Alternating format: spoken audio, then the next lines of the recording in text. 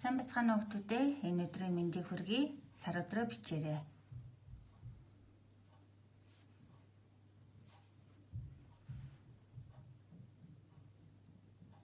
Хоёрдугаар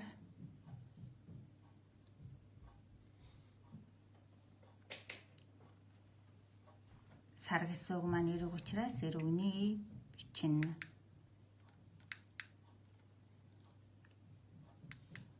За өдрөө бичээрэй хүүхдүүдээ. Өнөөдөр бид зөөлөн тэмдэг үсэг үзэж байгаа. Зөөлөн тэмдэг үсэг маань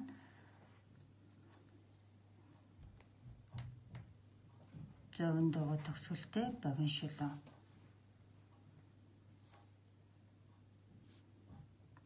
Зөөлөн тэмдэг үсгийн нэг онцлог маань гээгүүлэгчийг дагаж бичигддэг байгаа. Гээгүүлэгчийг зөөлрүүлнэ гэсэн үг.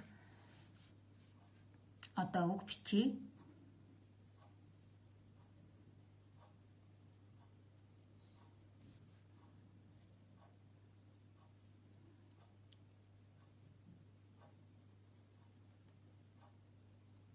Бах. Бах мэлхий гэдгийн бах.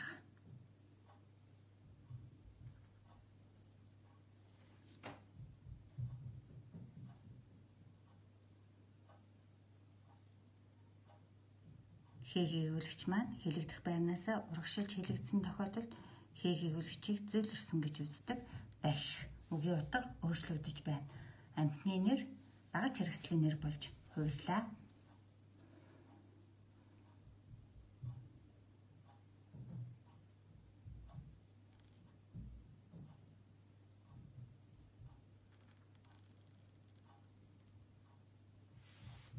Тах. Утлын тах.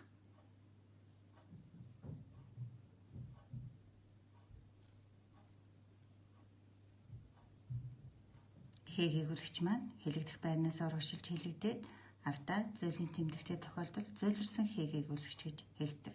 Уншия. Тахих. Амьтны нэр болж хувирлаа.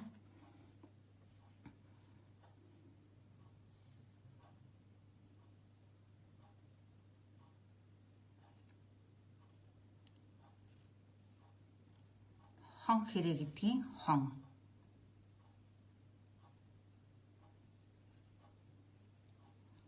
Зөөлрсөн энэ гээгүүлэгч болсон тохиолдолд уншихдаа хонь гэж уншина. Хон гэх хэлний үгийн энэ байсан бол урагшилж хэлэгдэхээр хонь хэлний үзүүрийн энэ болсон.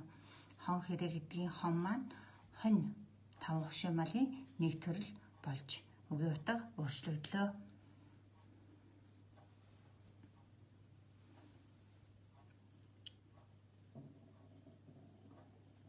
Ам.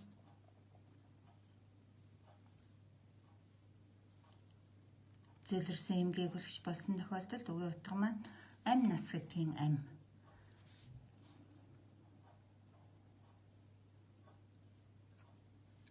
Ан амьтан гэдгийн ан.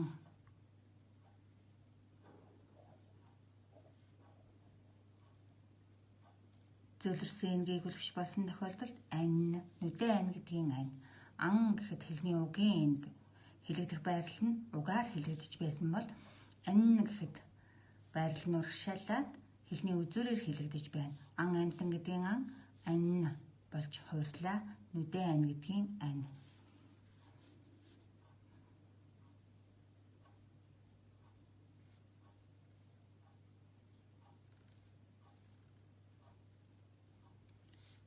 Хар. Хар хүн гэдгийн хар.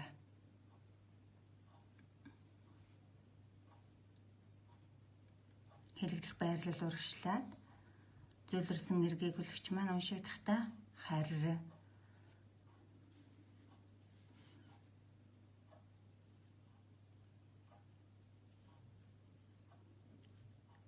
Хол ойрын хол.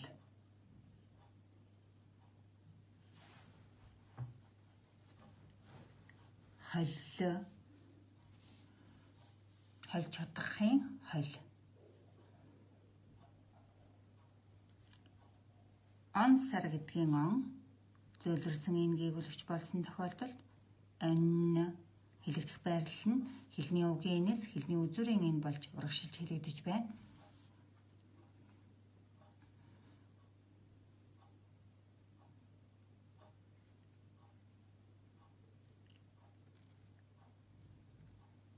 5. 5-ын тооны 5.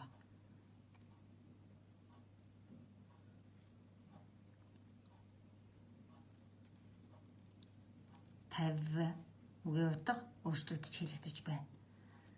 За уншия. Бах, бах, тах, тах, хон, хонь, ам, ам, ан, ан, хар, хар, хол, хол, он, он, тав, тав. За хүүхдүүдээ зөвлөрсөн гээгүүлэгчтэй үгээ сайн уншиж сураарай. За зөвлөрсөн гээгүүлэгч маань эр үгэн дээр орж байгааг бас анзаараарай. Баяртай хүүхдүүдээ.